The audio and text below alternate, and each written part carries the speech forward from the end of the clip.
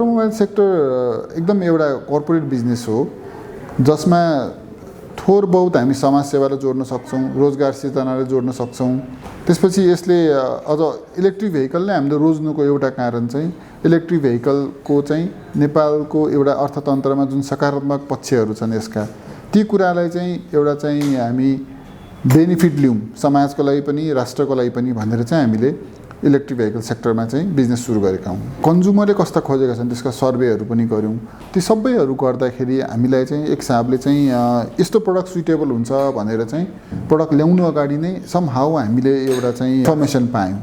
So त्यो रिसर्चकै कारणले गर्दाखेरि चाहिँ नेपाली कन्ज्युमरले खोजेको जस्तै भेहिकल भयो कि जस्तो हामीलाई लाग्छ। टु व्हिलर नै फेरि हाम्रो टोटल सवारी साधन आयात गर्दाखेरि 80% जति दुई पाङ्ग्रे सवारी साधनै छन्। सो त्यो हिसाबले टु व्हिलरमा नै सबैभन्दा फेरि फ्युलको खपत पनि त्यसैमा हुन्छ।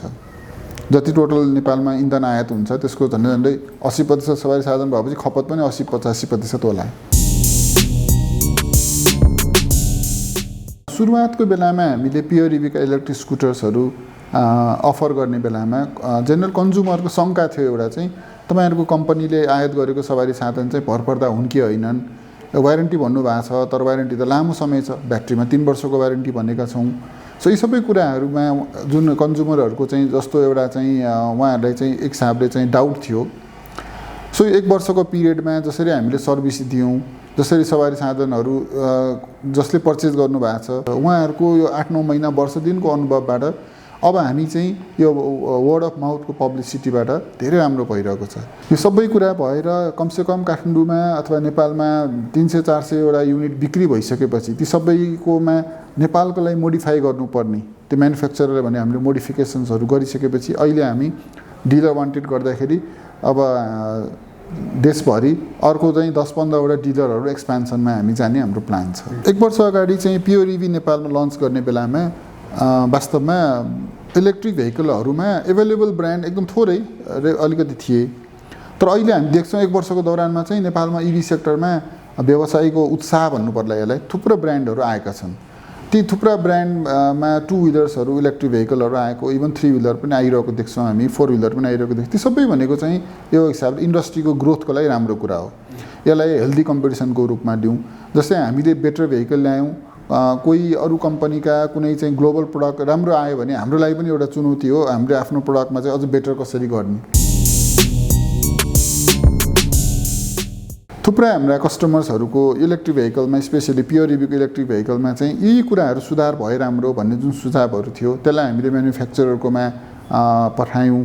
मेरो आफ्नो इन्जिनियरहरू पनि भिजिट गरेपछि यी कुराहरूमा सुधार गरेर हामीले आएका छौँ। भन्दाखेरि अब वी क्यान एक्सपेक्ट अब एभ्री 6 मन्थ्स एभ्री इयर नेपालको लागि स्पेसिफिक आउने गाडीहरू चाहिँ यस्तै मोडिफाइड नेपालको लागि बाटो सुहाउँदो अलिकति हाई इन्क्लाइन्ड हाई ग्रेडियन्ट रोडहरूमा सुइटेबल हुने यी कुराहरू चाहिँ परिवर्तन गर्दैछौँ। सो 1 वर्षको भरिमा हामीले आन्तरिक रूपमा पनि हाम्रो चाहिँ मार्केटिङ टिमलाई स्ट्रेन्थन गऱ्यौँ।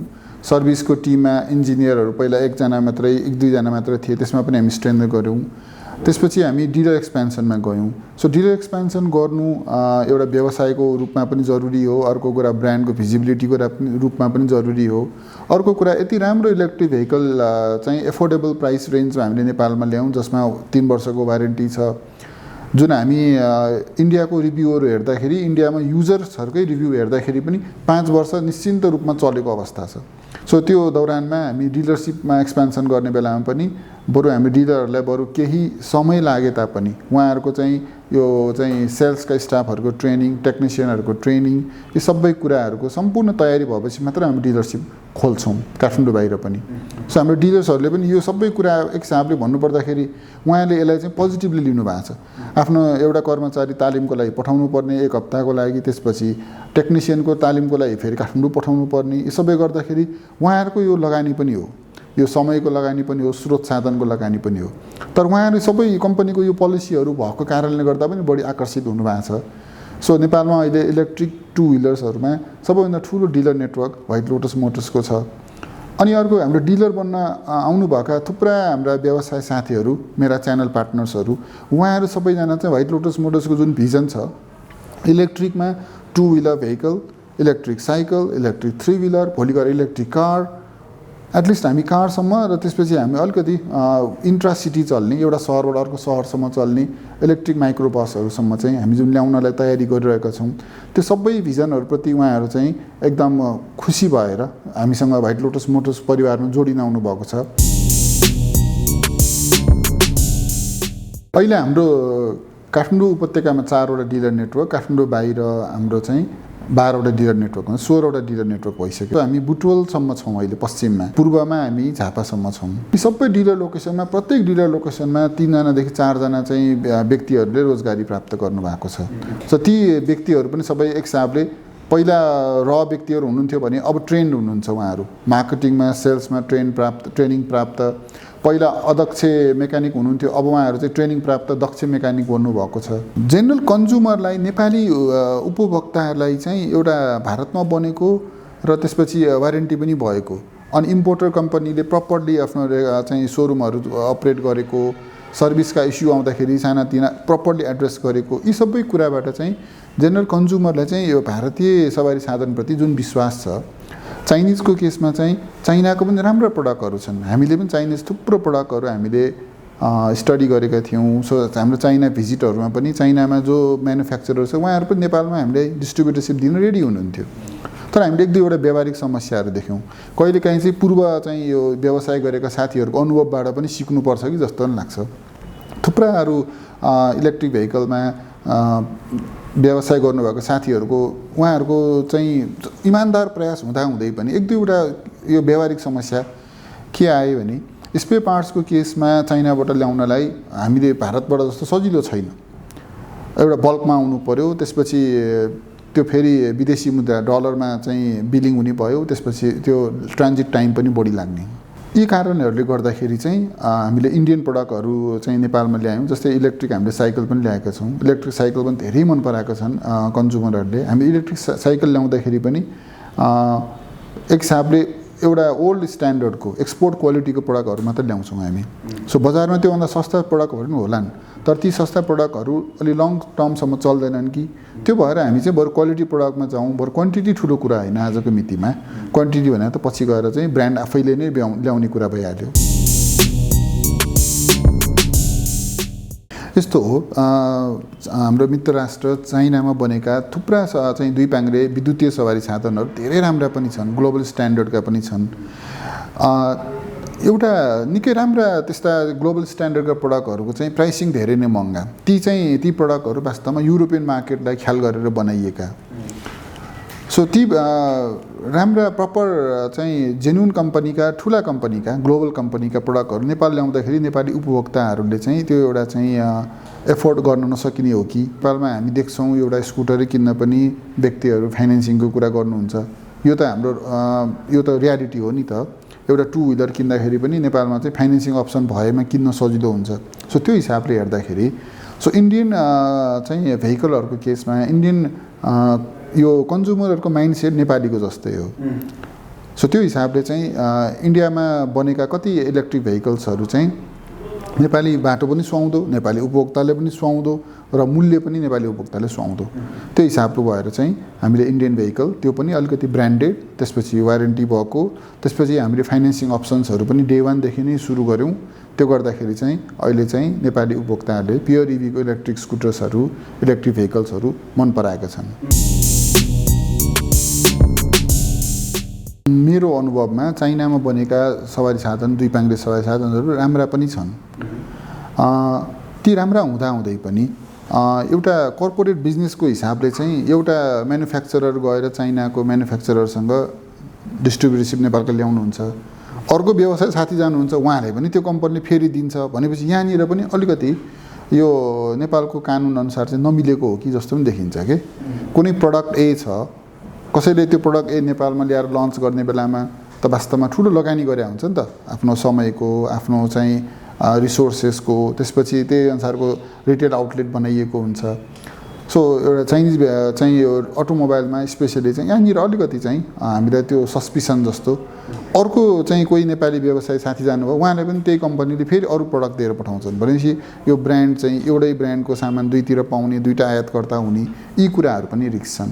जबकि हामी इन्डियाको कन्टेक्स्टमा कुरा गर्दाखेरि इन्डियाको कन्टेक्स्टमा कर्पोरेट यो काम गर्ने तरिका चाहिँ एक राम्रो छ। हामीले भारतीय विद्युतीय सवारी साधन ठिक हुन्छ भनेर हामीले अनुभव त लाग्यो, हामीले हाम्रो चाहिँ स्टडीहरूमा पनि त्यो देखियो। त्यसपछि पनि भारतमा पनि फेरि 2-3 थरीका रहेछन्। जस्तै भारतको आफ्नै लोकल कन्डिसनको कारणले इन्डियामा एकदम धेरै चाहिँ यो लो स्पिडका इलेक्ट्रिक टु व्हिलर्सहरू बिक्री हुँदो रहेछ।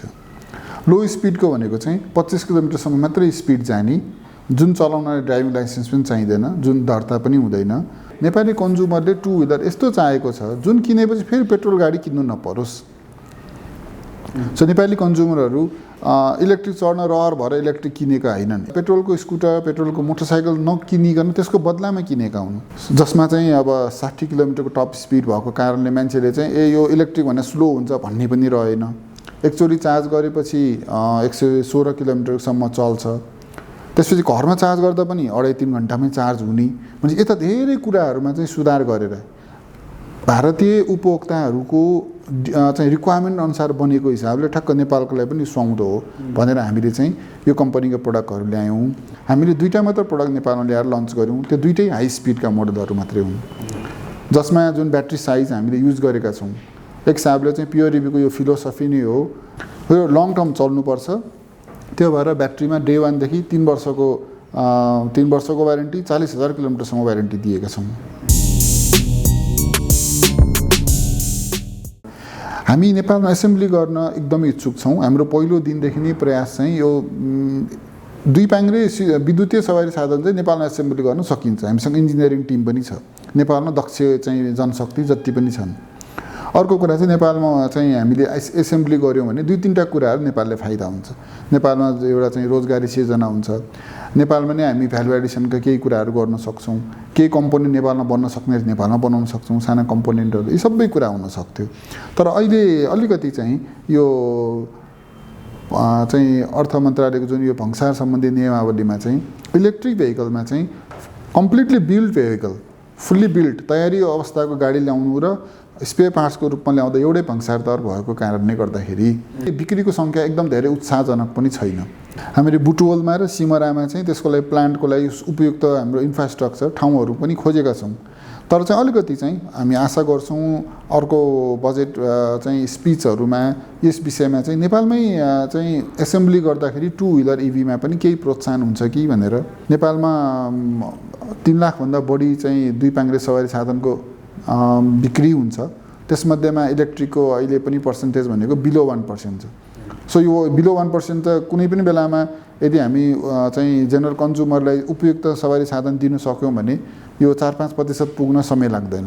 त्यो भनेको इलेक्ट्रिक भेहिकलको बिक्री 5-10 हजार वर्षको हुनसक्छ। सो त्यसको लागि त नेपालमा एसेम्बली गर्न पाए अझ राम्रो नि। सो हामी अहिले पिओडिबीका इलेक्ट्रिक टु व्हिलर्सहरू देशभरि चाहिँ डिलर नेटवर्कबाट पुर्याउन प्रयास गरिरहेका छौँ।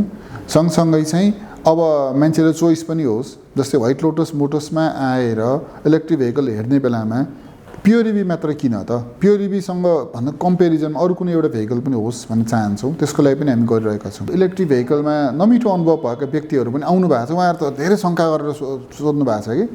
सो उहाँहरूले पर्चेस डिसिजन गर्न केही महिना लगाउनु भएको छ। अब यो पिओडिबीको इलेक्ट्रिक स्कुटर चाहिँ अब केही महिना चलाएपछि कस्तो रह्यो अनुभव भन्दा उहाँहरू खुसी हुनुहुन्छ। हाम्रो वास्तवमा हाम्रो कन्ज्युमरहरू हामी जसले चाहिँ हाम्रो स्कुटर्सहरू किन्नु भएको छ उहाँहरूको पोजिटिभ रिभ्यूबाट नै अब चाहिँ उहाँहरूको टोल छिमेकका मान्छे आइरहनु भएको छ। हाम्रो प्रयास चाहिँ एकदम सहज मूल्य होस्। हाम्रो अहिलेसम्मको चाहिँ फाइनेन्स टिमको हिसाब अनुसार चाहिँ एराउन्ड 3 लाखभन्दा थोरै बढी त्यति मात्र हुन्छ जस्तो लाग्छ। यो 7G भन्ने मोडल छ। 7G भन्ने मोडल 2,60,000 रुपियाँ मूल्य हो। यसमा 2.5 किलोवाट आवरको लिथियम आयन ब्याट्री छ। 2.5 किलोवाट आवर भनेको धेरै नै ठुलो हो एउटा टु व्हिलरको हिसाबले। अर्को एउटा मोडल छ हाम्रो इट्रान्स नियो भन्ने मोडल छ। त्यो इट्रान्स नियो भन्ने मोडल पनि same driving range 116 kilometre driving range हो, सेम ब्याट्री हो, सेम मोटर हो, मोडल मात्र फरक हो। कन्ज्युमरले चोइस गर्न 2टा मोडल भयो। त्यसको मूल्य 2,49,000 रुपियाँ छ।